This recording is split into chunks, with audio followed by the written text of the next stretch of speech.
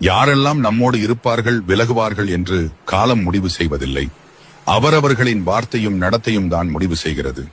வாய் தவறி விழும் பேச்சுக்கள் கை தவறி விழும் கண்ணாடியை விட கூர்மையானது. யாரிடம் பேசுகிறோம் என்பதை விட என்ன பேசுகிறோம் என்பதை அறிந்து கொண்டு பேசுங்கள். நிம்மதியுடன் வாழ்கிறேன் என யாராலும் எளிதில் சொல்லப்படுவதில்லை. வாழ்க்கை அவ்வளவு எளிதில் நிம்மதியை யாருக்கும் தந்துவிடுவதில்லை. மற்றவர் தவறை கவனித்துக் கொண்டே இருப்பவர்கள் தன் தவறுகளை வளர்த்து கொண்டே இருக்கிறார்கள்.